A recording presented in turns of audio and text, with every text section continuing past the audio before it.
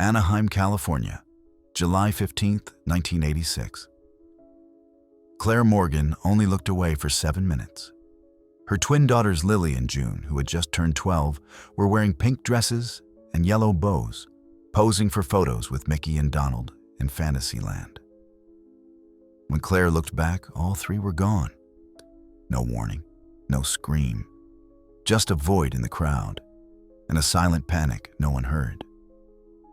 15 years later, the mother still returns to the park every year on that same day at that same time, with a bouquet of flowers and a question no one has dared to answer. Before we begin, please tell us where you're reading from and rate this story from 1 to 10. Thank you for being here. Now let's start. Claire Morgan, 34, lived in an old 2-bedroom apartment on the 3rd floor of a low-income housing complex in Garden Grove, Southern California. Claire lost her husband in 1978. An accidental electrocution at a construction site, no contract, no compensation. Lily and June were only 4 months old at the time. No living parents, no close relatives. Claire chose the easiest way to keep from breaking down: never stop. During the day, she cleaned rooms for a motel along Pacific Coast Highway, where the dirtiest rooms were always assigned to the employees who complained the least. In the evenings, she washed dishes in a small Italian restaurant off Bolsa Avenue, working from 5 p.m. to midnight. Claire's hands were calloused, her back constantly aching. But every time her shift ended, she would still quietly step into the bedroom, pulling the blankets over her twins. They always lay with their heads together, hair messy, lips pursed, as if whispering something in a dream. Claire didn't have much. But every month she'd tuck a $20 bill into an old tin box hidden in her closet. Not for medicine, not for insurance. For only one reason: Disneyland. The day Mommy gets a full day off, I'll take you there. There's a real castle, and Mickey Mouse is real too. Lily and June each drew their own calendar. Every time their mom put money in the box, they'd add another star.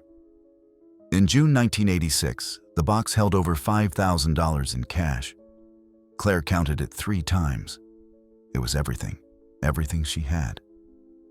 July 15th, 1986, Lily and June's 12th birthday. It was also the day Claire decided to take both shifts off, for the first time in nearly a decade. Claire Morgan flipped her alarm clock, 6 in the morning. Outside, the sun hadn't fully risen, but Lily and June were already awake. They pulled on the pink dresses they'd hung out the night before, tied yellow bows in their hair, and tiptoed into their white shoes, as if afraid to wake the world. "Did you tie your bows tight?" Claire asked, her voice still sleepy, but a smile on her face. "Tight, Mom." "We look exactly alike," Lily said, turning to let her sister check. Claire sat by the bed, watching the 2 girls chatter excitedly. At 34, it was the first time in 10 years she'd dared to take a full day off from both jobs. All those years of washing dishes, cleaning rooms, saving every penny. And finally, it was time to take her daughters to Disneyland on their 12th birthday. At the park, Lily and June could barely stand still. They ran around the castle screaming whenever a costumed character passed by. Claire followed behind, carrying her bag, holding an old silver Kodak camera, clicking continuously whenever the girls turned back to smile. Around 3 in the afternoon, as the 3 stood in Fantasyland, music began to play. Mickey and Donald appeared from inside a gate, slowly walking out to the cheers of children. Mickey spun, placing his hand on his stomach with his characteristic laugh. Donald waddled a few steps, then tripped comically. "Lily, June, stand closer so Mom can take a picture," Claire said loudly, raising her camera. The 2 ran over, standing between Mickey and Donald. Claire took a few shots, then suddenly winced. Her stomach cramped unexpectedly. The pain came quickly, sending a chill down her spine. She paused for a beat. "Mom, what's wrong?" June asked, taking Claire's hand. I need to use the restroom for a minute. It's right over there. Just a few minutes, okay?" Claire turned to Mickey. The person inside the costume nodded, speaking in a soft, male voice. "Go ahead, I'll watch the kids." Claire glanced around. The park was packed. Cameras hung everywhere. A uniformed Disney employee stood less than 2 meters away. She quickly thought, it's definitely safe here. Just a few minutes. "Don't go anywhere, okay? Stay here with Mickey." She turned, clutching her stomach, and hurried towards the restroom at the right corner of the stage. When she got there, the stalls were full. She had to wait nearly 5 minutes for her turn, then rushed back. Her stomach still ached. As she walked back to the spot, Claire suddenly froze. Before her was an empty space. No Lily, no June, no Mickey or Donald either. Claire looked around. The crowd was still bustling, children's voices still chirping. But where her 2 daughters had just stood, another group was now taking pictures with a tall, lanky Goofy. "Excuse me, ma'am, did you see 2 little girls in pink dresses, yellow bows, standing with Mickey earlier?" Claire asked a mother nearby. "Oh, I did see them. Very pretty. But then I turned to watch my own kids, and when I looked back, they were gone. They'll probably be back later." Claire hurried to the area behind the stage. No one dressed as Mickey or Donald was there. She ran down the hallway. At the information counter, she slammed her hand on the desk. "I've lost my children." Twins, wearing pink, yellow bows, standing with Mickey and Donald. Less than 10 minutes ago.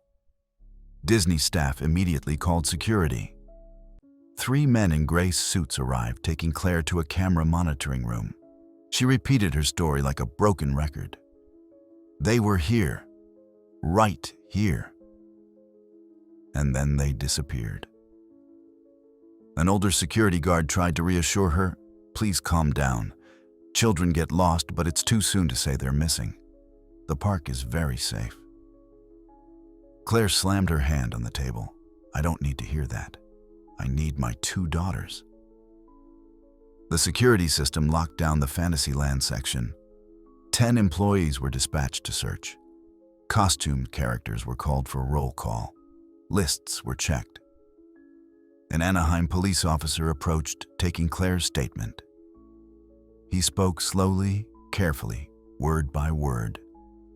"We're treating this as a missing persons case for children. But if you can remember any more details about the person in the Mickey costume at that time." Claire was silent for a few seconds. Then she said the Mickey costume had a small scratch on its right cheek, like it had bumped into something hard. "We'll check." Just then, from a distance, someone shouted. 2 children ran towards the west technical exit. Wearing identical pink clothes, Claire shot up, pushing her chair back, and dashed out of the room. She didn't wait for the police, didn't wait for anyone to explain. She ran through the panicked crowd, her shoes nearly slipping off, her heart pounding, as if it would explode. 2 children. Technical exit, Mickey. Donald. Claire pushed through the crowd, rushing towards the west technical gate. A security guard had just raised his hand to stop her when she yelled, "Someone said they saw 2 girls run this way, pink dresses exactly alike." The man was about to block her, but seeing Claire's eyes, he mumbled, "That area's restricted," and stepped aside to let her pass. Claire ran down the gray tiled technical hallway, dim lights and dust covering the old walls. She turned a corner and saw 2 small figures ahead. Pink dresses, yellow bows in their hairbacks, turned. Lily, June. They turned around. No, it wasn't them. A girl with a round face squinted at her. "Who are you?" Claire froze. Her throat tightened. "These 2 girls, also in pink dresses, also with yellow bows. But they weren't her daughters. A young mother ran up breathing heavily as she said, "Oh, I'm so sorry, ma'am. The kids ran the wrong way." Claire stepped back, unable to speak. Her hands hung limp, her chest felt hollow. A cold dread. A security guard ran up, placing a hand on her shoulder. "Ms. Morgan, please come back to the dispatch area. The police want to speak with you." In the security room, the fluorescent lights were harsh and the air was chilling. A police officer wearing a name tag that read Ray Holbrook stood in front of a whiteboard holding a thick file. "We've checked the entire list of staff wearing Mickey and Donald costumes today," he said, his voice neither fast nor slow. "Both individuals assigned to the 3 p.m. slot were in Adventureland at that time. We have camera confirmation." Claire sat there, her hands clasped, eyes red. So who did I see? Holbrook flipped through the file, shaking his head. Unclear. But no one was assigned to Fantasyland during the time you mentioned. Do you know that when I came back, not only were my daughters gone, but Mickey and Donald were gone too? Claire said, her voice strained. They were wearing official costumes, not knockoffs. Costumes are only issued to employees with IDs. Each costume has its own identification code, Holbrook said. Claire retorted, and what if someone had an old ID or stole them from the warehouse? The officer looked at her for a moment, then jotted down a few notes. No answer. A Disney employee in a dark suit entered carrying 2 lists. Holbrook asked, between 2:30 and 3:30 p.m., was anyone recorded taking out a costume without proper registration? The man shook his head. No. The system records everything. We've cross-referenced the costume codes. Nothing is missing.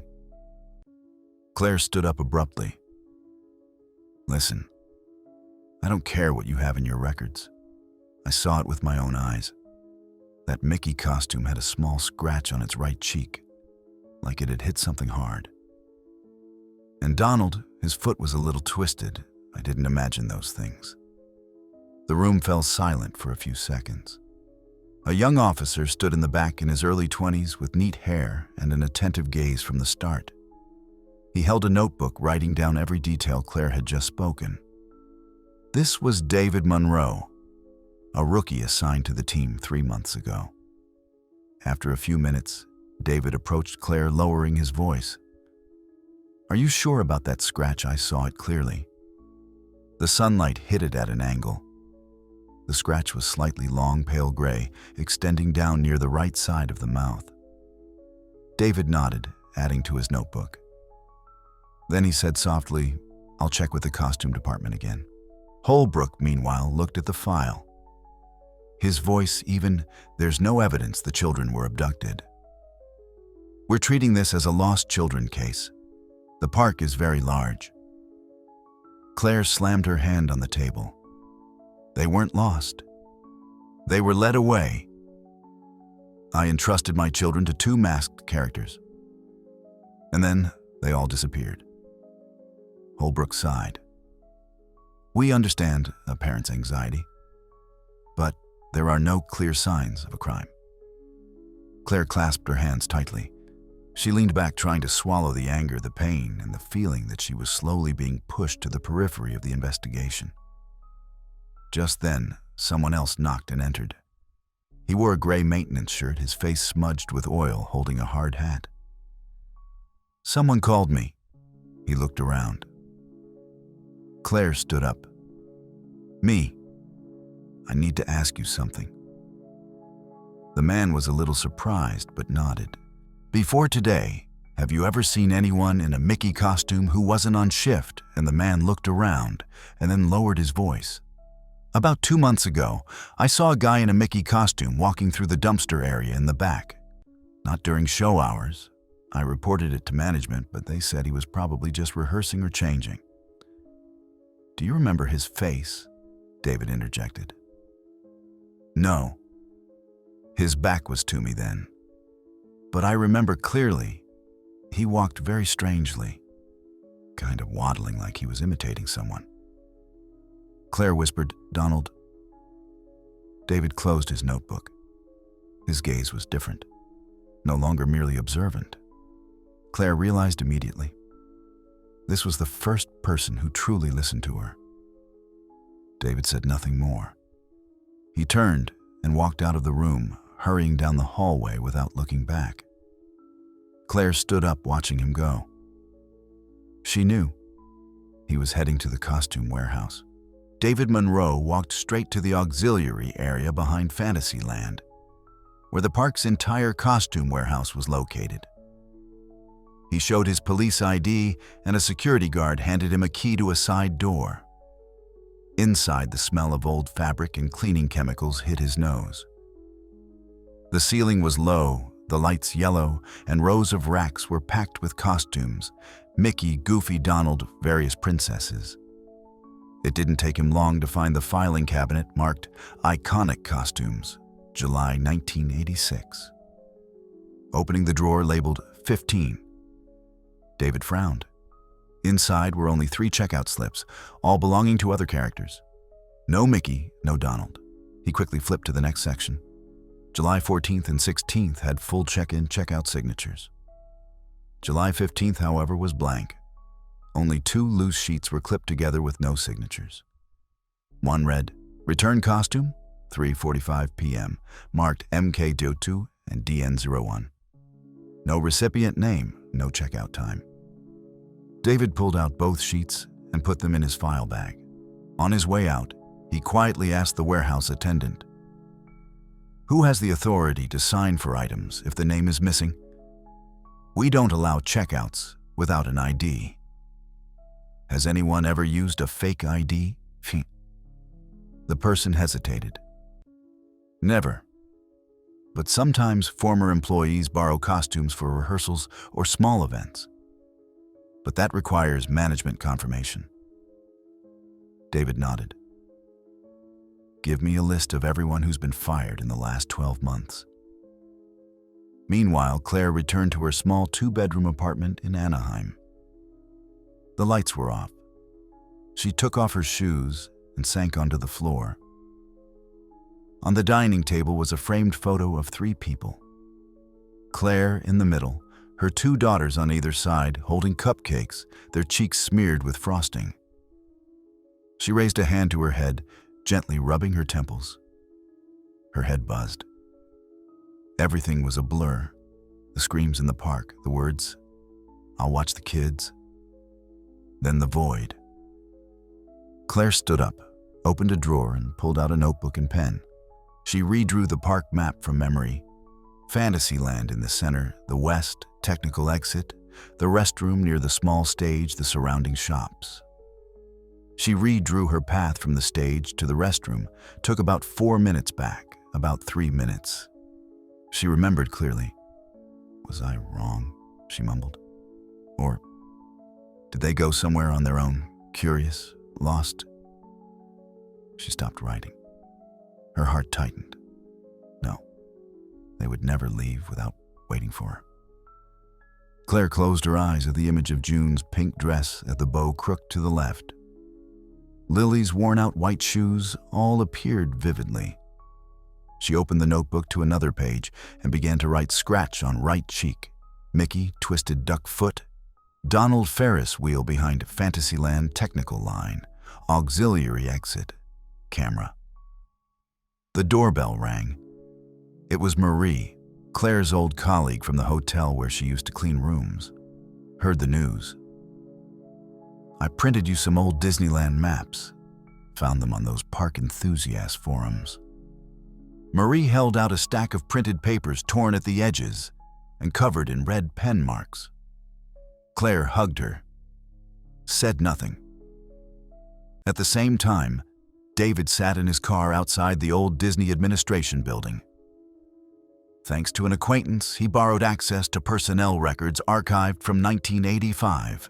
In the November layoff list from that year, 2 names were highlighted in red: Elliot Shaw, 27 years old, role performer Mickey Brandon Kessler, 24 years old, role performer Donald Reason for dismissal policy violation, Inappropriate conduct, insubordination. No details. No supplementary reports. David tapped his pen lightly on the steering wheel. He flipped to the section with photos. Black and white. Old. A long face, small eyes, a forced smile. Elliot. And Brandon. Empty eyes, completely expressionless. He stared at the two photos, placed them next to the two costume codes with missing records, MK02, DN01, Mickey and Donald. It used to be them. David stuffed everything into his file bag, opened the car door, the cool evening breeze sweeping through, but failing to calm the growing feeling in his chest. It wasn't just suspicion anymore. It was unease. Something had happened in 1985, and it had never ended. The morning in Anaheim was colder than usual. It had rained last night, and the streets were still spotted with dampness.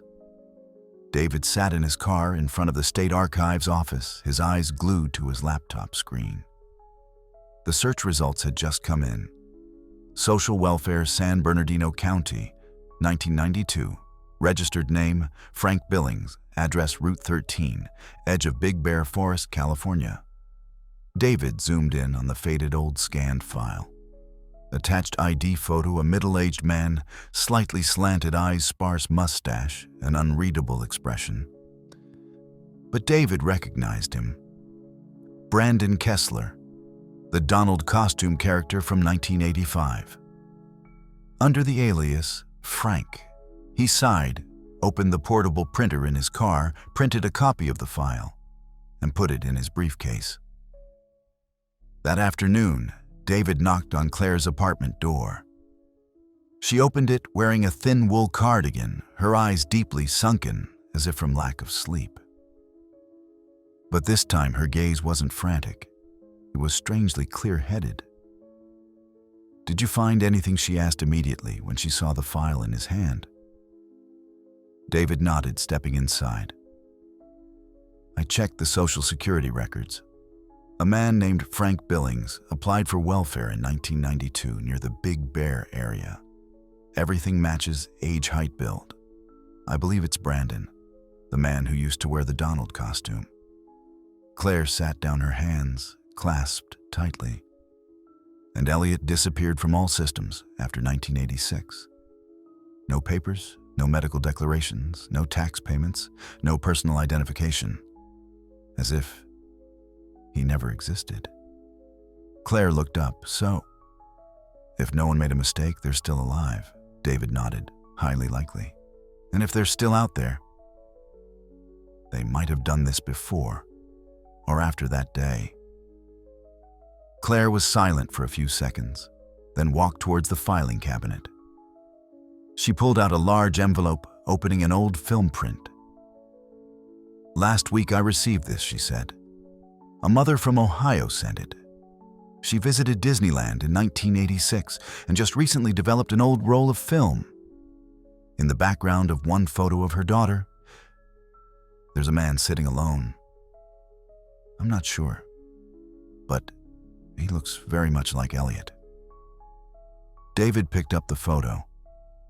In the background, blurry but clear enough to make out the face, long, balding forehead, downward slanted eyes, head slightly tilted and notably. He was looking towards the crowd of children gathered near the Fantasyland stage. He wasn't in costume then, Claire said.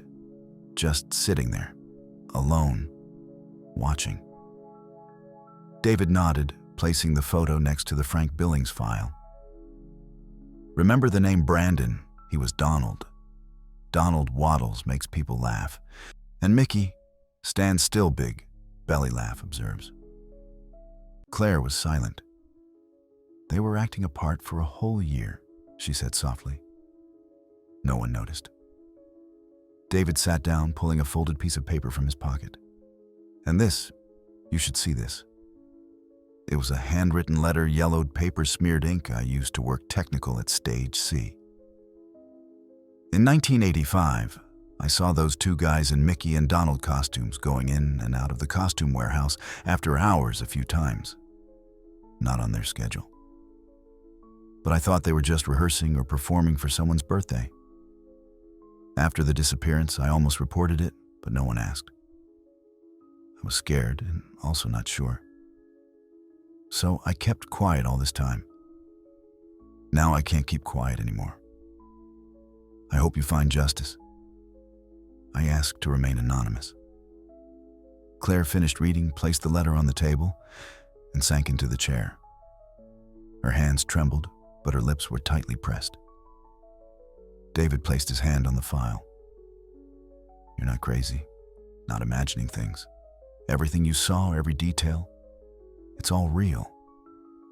Claire looked up, her eyes watery but clear. Lily and June. They didn't leave on their own. They were targeted. Outside, darkness fell. The rain started again, gently rolling down the window pane. The air in the room thick and heavy, as if awaiting something about to unfold. Just then, the landline rang. Claire picked it up. It was a woman's voice, slightly hoarse. This is Sandra, a journalist from the Forgotten Truth section. I want to hear your story, unembellished, unsanitized. Just the truth. Can I meet with you? Claire looked at David. He nodded. Late evening. David returned to his small office.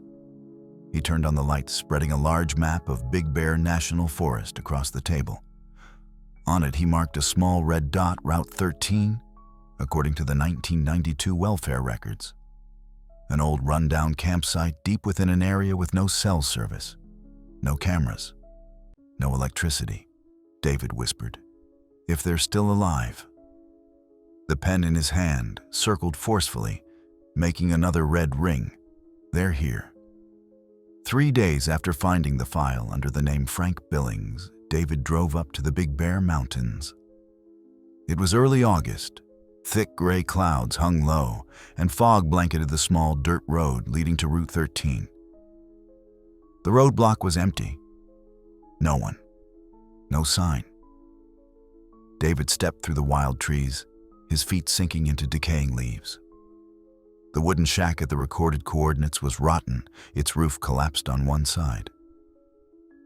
Inside, there was nothing but a few broken wooden planks and the clinging smell of mold.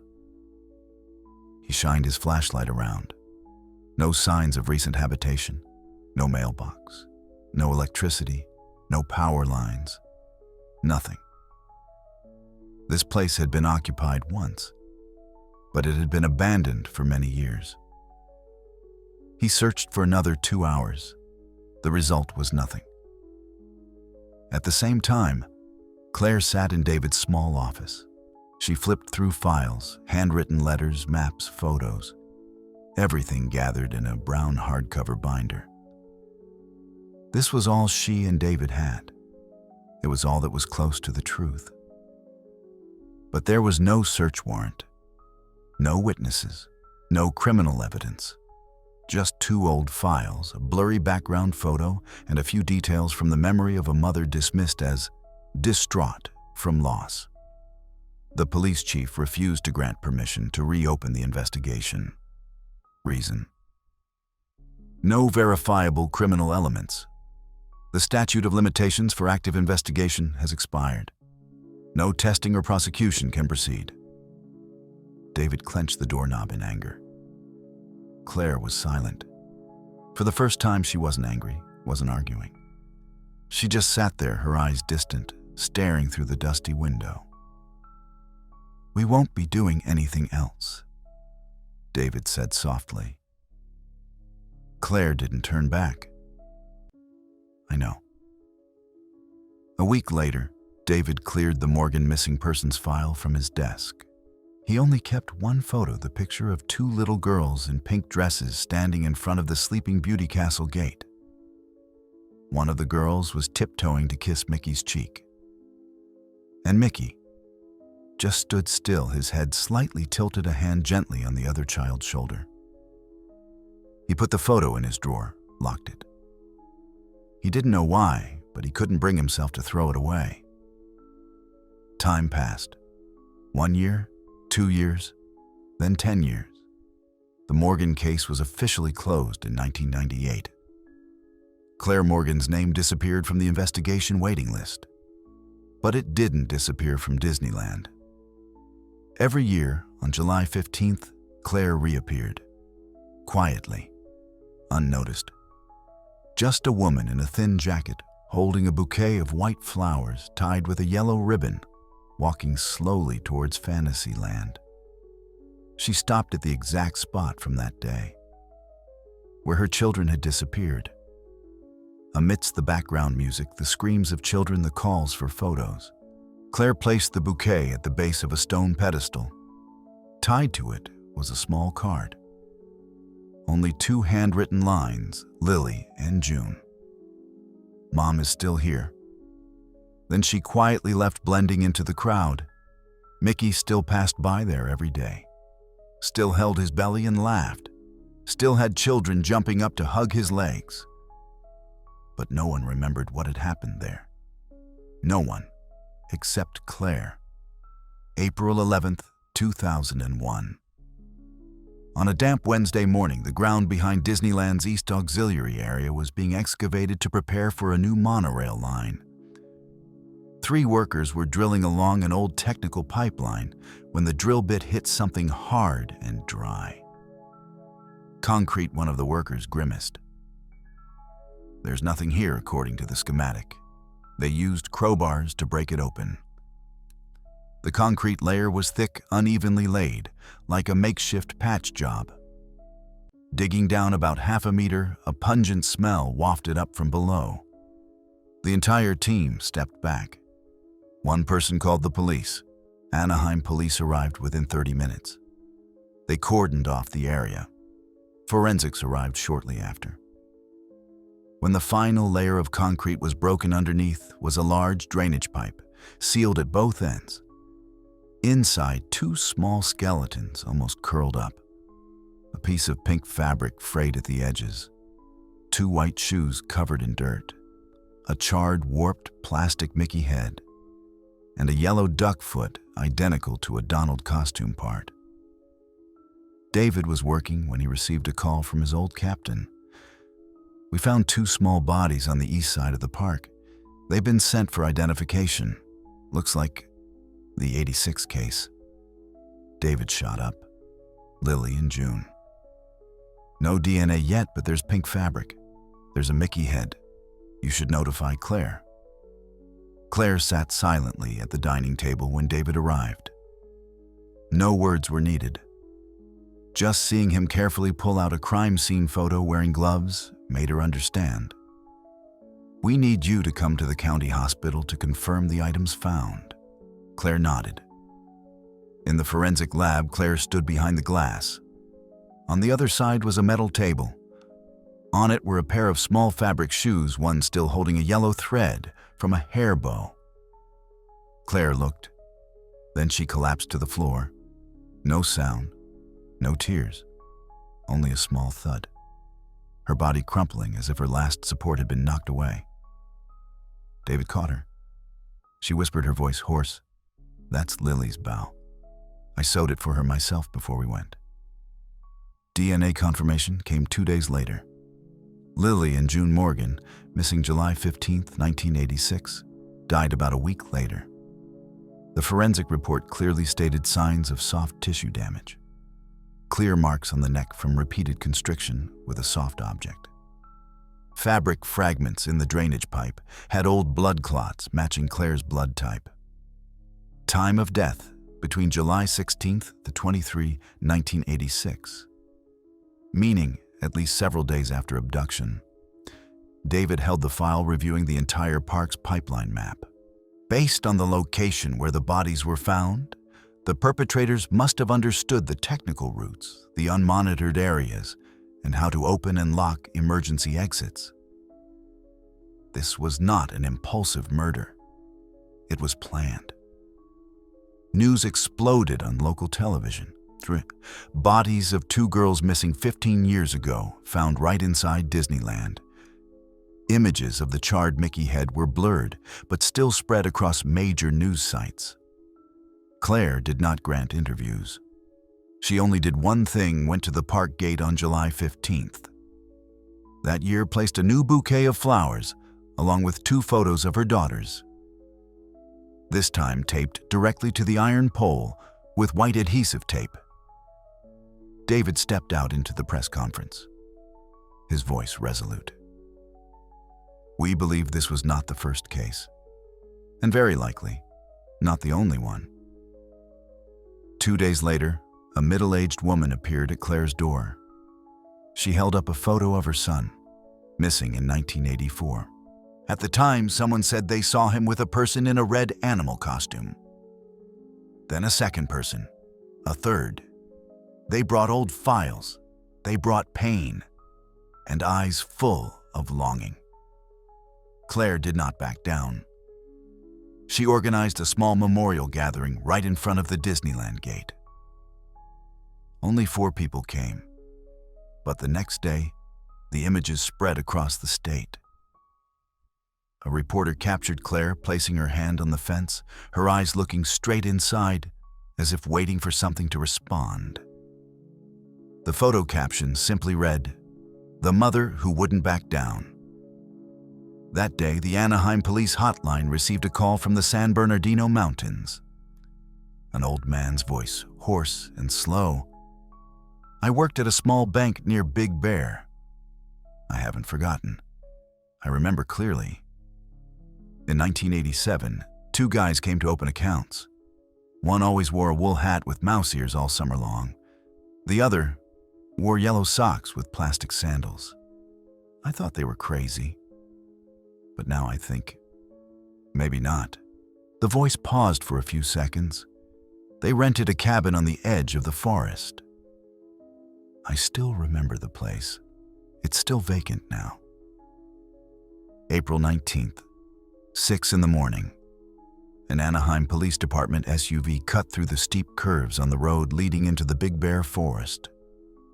David Monroe sat in the front seat, his eyes glued to a paper map covered in red annotations. The forensics team followed behind. The search warrant had just been faxed at 3 in the morning. David didn't wait. Wind whistled through the car windows, mixing the scent of damp wood and dry pine. They stopped in front of a small wooden cabin, its tin roof rusted, its outer walls patched with old paint. It was nestled between 2 large pine trees, where GPS had once recorded the address from the 1987 bank records. No electricity, no water, no fresh footprints. David entered first. The main room was freezing. Dust lay thick on the tabletop. A broken chair lay overturned near the fireplace. The back door leading to a small yard was covered in vines. The forensics team fanned out. A technician tapped his hammer lightly on the floor. A hollow sound. Something's underneath. They removed each plank. Beneath the rotten floorboards was a hollow in the earth, roughly paved with hand-poured cement. Inside was an old wooden box, its brass lock rusted. David crouched down, breaking the lock with a small crowbar. Inside, no money, no weapons, only a yellow hair bow frayed at the edges. 2 faded Polaroid photos, showing 2 little girls in pink dresses standing close together, faces blurred by light reflection. 3 crumpled hand-drawn papers, images of mice, their eyes dotted red with ink. One of them depicted 2 faceless girls, their hands tied together with a ribbon. And a torn piece of paper with scrawled handwriting. "I keep them because I don't want anyone else to have them." No words were needed. David clenched his gloved hand. The technician nodded. "We'll prioritize processing this evidence immediately." In the interrogation room, when informed of the discovery, Claire Morgan exploded. She slammed her hands on the table. "They kept pictures of my children. They took pictures." The officer next to her tried to stay calm. Claire turned to David. "You told me."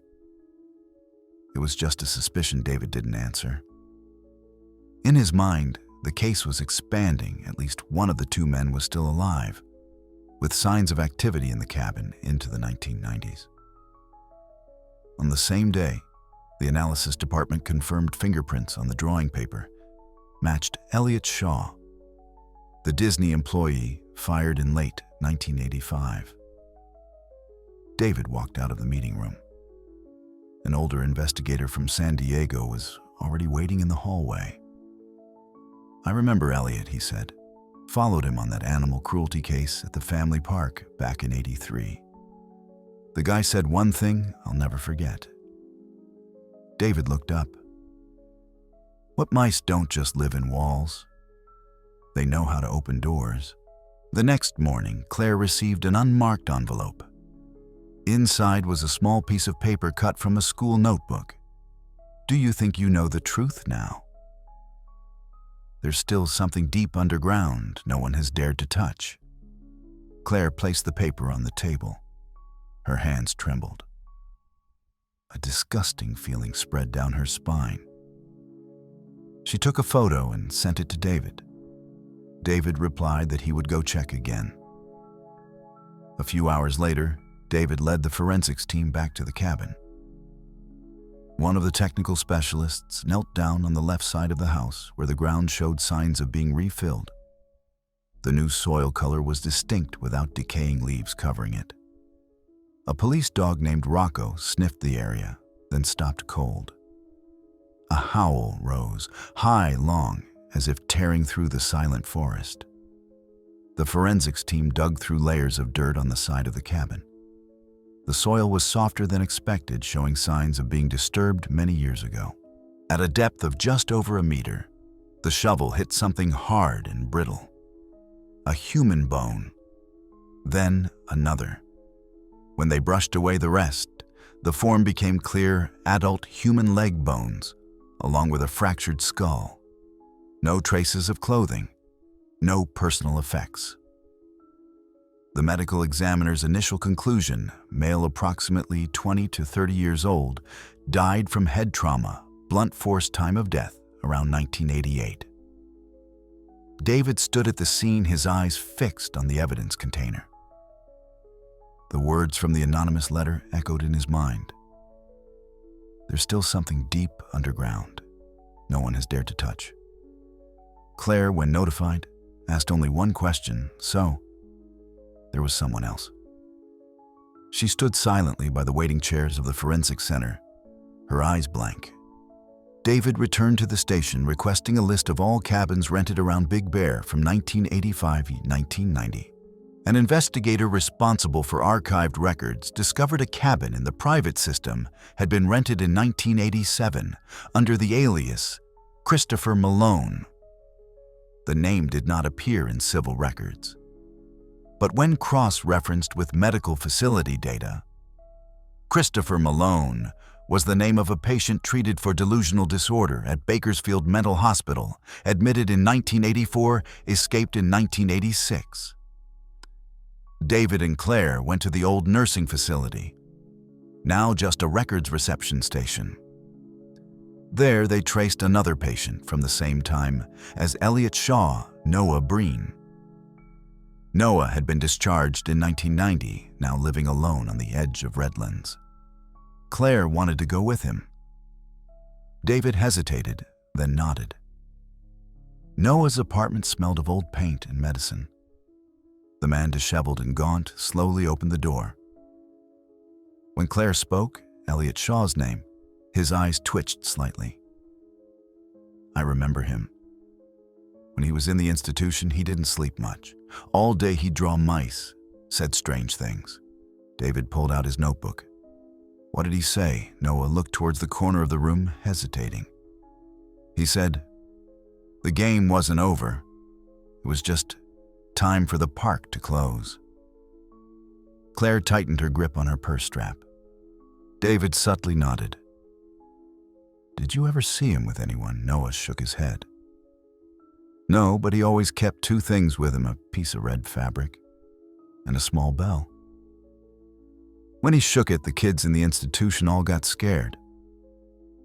That evening at the police station, David spread a large map across the table. He circled all the locations where child disappearances had been reported from 1982 to 1990. There were 6 red dots. 1 in Anaheim, 2 in Riverside, 1 in San Bernardino, 1 near Bakersfield, 1 in Sequoia National Park. He connected the dots. A rough circle emerged. Nearly all incidents occurred within a 300-kilometer radius of Disneyland. Claire walked in looking at the map. David pointed to the center of the circle. A forest. No main roads, no residents, no mobile service. "We've never searched this area," David said softly. "But if he was operating around the region, that's the center." Claire nodded slightly. No questions, no objections. In her eyes now, only one thing mattered. If there was still something buried underground, it was time to unearth it. David Monroe stayed up all night at the county's audio forensic lab. On the screen was an old VHS tape recording a brief moment at Disneyland in 1986. The image was blurry, but the voice was clear. "Go ahead, we'll watch the kids." The voice came from the Mickey costume amidst the park's background music.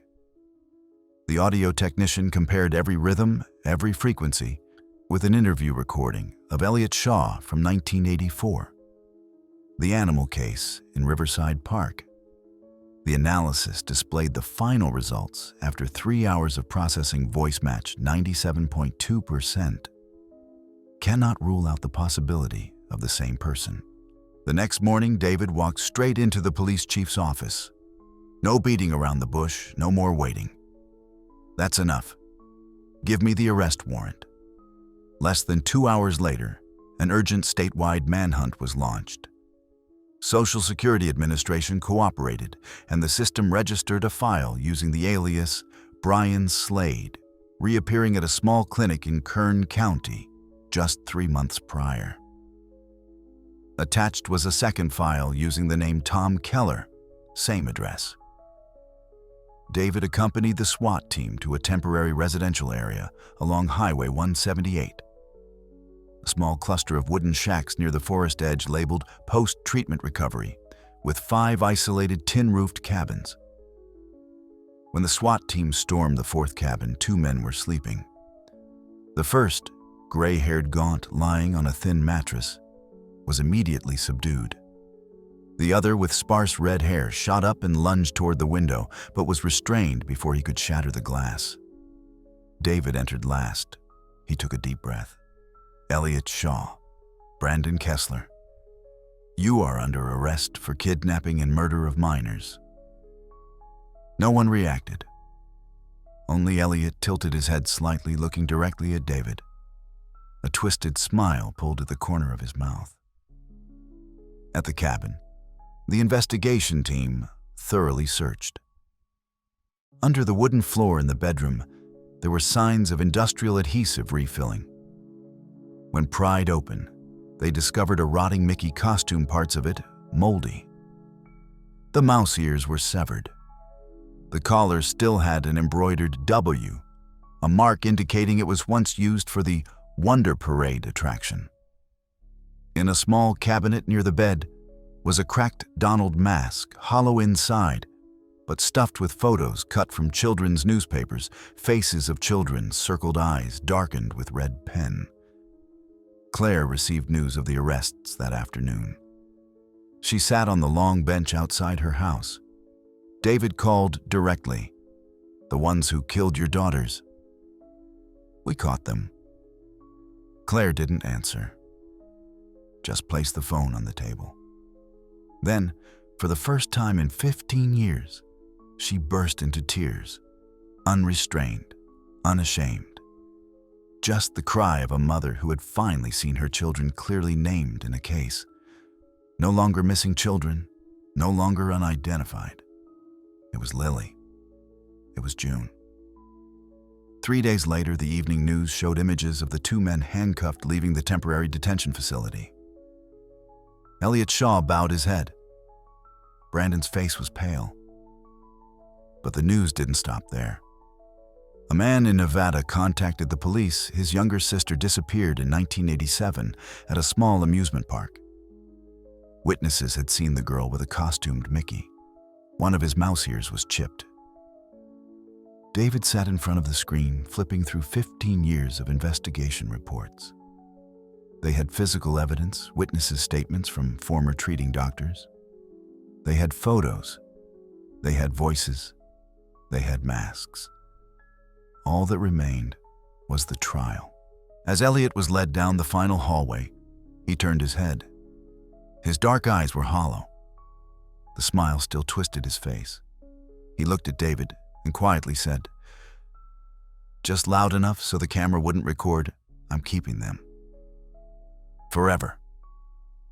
No one can get them back." The trial began on a Monday morning under an overcast sky. Hundreds of people stood outside the San Bernardino County Superior Court. Newspapers, TV stations, true crime podcasts, all converged. The case name recorded in public files, State of California versus Elliot Shaw and Brandon Kessler, first-degree murder charges. Claire Morgan sat in the first row of the public gallery. Her hands were empty. Gray jacket head slightly bowed. David Monroe sat on the investigator's side. But when the two defendants were brought in, he stood up and stepped into the hallway for a few minutes. Elliot Shaw, 54 years old, wore an orange prison jumpsuit, his hands cuffed. He said nothing, just stared blankly at the judge's bench, his eyes showing no reaction. No remorse, no defiance. Brandon Kessler followed behind, head down, silent. When asked to plead, he just shook his head. Not guilty. The prosecution presented its case. DNA from the victim's bones matched 100% with Lily and June Morgan. Voice extracted from the 1986 Disneyland tape matched Elliot Shaw's voice. Fingerprints on the wooden box and in the cabin matched Elliot. Physical evidence mask, pink dresses, Polaroid photos, travel maps. Independent witness testimonies from other states, similar descriptions. Forensics detailed the technical aspects of the crime the children were confined in. A small space showed signs of being tied and clear signs of abuse before dying from strangulation with a soft object. The entire courtroom was silent. No one tapped a pen. No one coughed. The whirring of the ceiling fan was the only sound. When it was time for witnesses, Claire stepped onto the stand. She did not look at the defendants, did not look at the judge. She only looked at the empty seats in the front row as if Lily and June were sitting there. That afternoon, I saw them for the first time. Mickey waved. Donald jumped around. My two daughters, they rushed towards me. Lily pulled my hand saying, "Mommy, take a picture, Mommy, take a picture." I still remember June's yellow bow crooked on the right. She tied it herself, and it was crooked. Claire paused for a second, then continued, her voice breaking but not stopping. I turned away for just a few minutes. When I turned back, I looked around, and they weren't there. I don't understand. How could two children just disappear in such a crowded place? She didn't cry, but her voice carried a choke that silenced the entire courtroom. The defense attorney stood up arguing, "My client has a history of mental illness.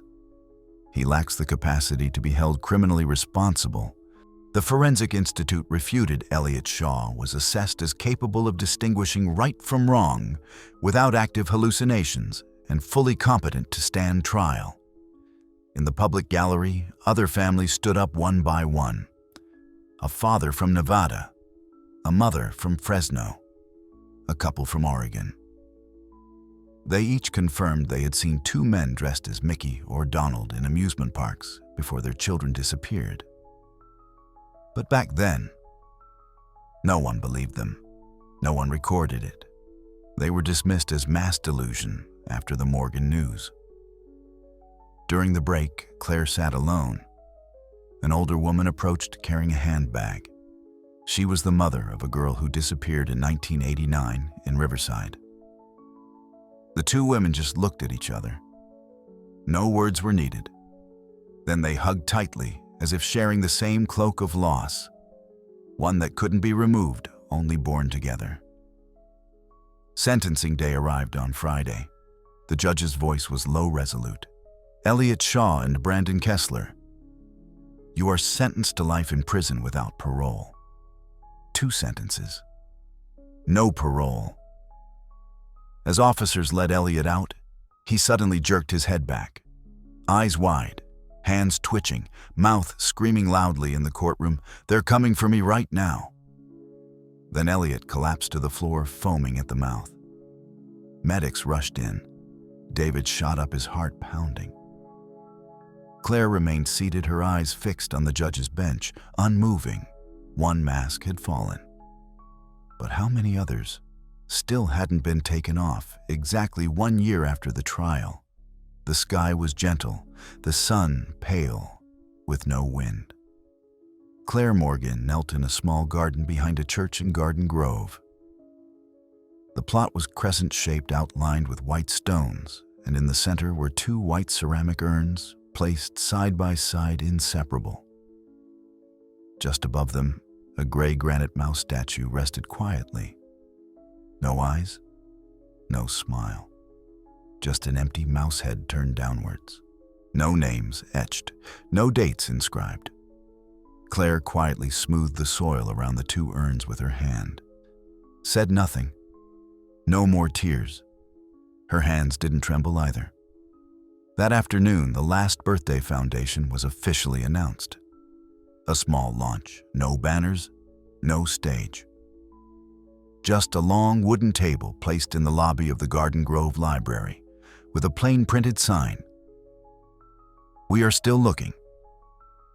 Present at the ceremony were representatives from the county police, a few journalists, and 9 families who had lost children.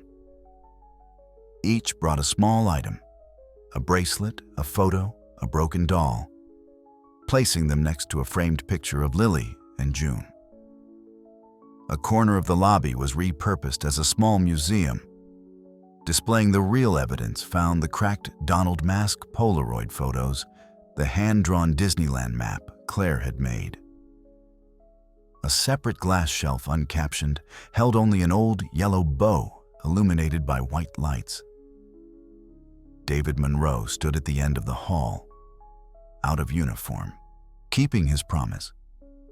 After the trial, he requested a transfer to a federal missing persons unit specializing in cases where there's no scream, no report, but always a victim. He and Claire didn't say much, just touched shoulders when the ceremony ended. On the morning of July 15th, exactly at 9 a.m., Claire got out of her car in the east parking lot of Disneyland. For the first time in nearly 30 years, she was back. She didn't buy a ticket, didn't intend to go inside. Just stood in front of the gate where years ago her 2 daughters had pulled her hands, dancing with excitement. Inside, the familiar loudspeaker still boomed, "Welcome to the happiest place on earth." Claire stood there. Her hand gripped her purse strap tightly. Her eyes looked through the crowds streaming into the gate. A brown-haired girl, about 8 years old, walked past with her mother. As she passed Claire, the girl paused for a few seconds, then turned back. "Miss, I really love Mickey Mouse." Claire knelt down, gently touched the girl's shoulder, and smiled softly. "You be careful, and never let go of your mom's hand." "Okay." The girl nodded, then ran off. Her mother waved. Claire nodded back. If this story has made you stop for a moment to listen, to feel, or simply to breathe more slowly, please send it to a friend via WhatsApp. Maybe it's someone who's looking for a part of their past. Maybe it's someone who once thought they had been forgotten. Or maybe they just need to be reminded that some pains will not be in vain if we dare to look them in the face. We cannot return anyone to the past, but we can tell the story together so that no one else has to disappear in silence. Please send this story. Who knows, somewhere someone is needing it at the right time.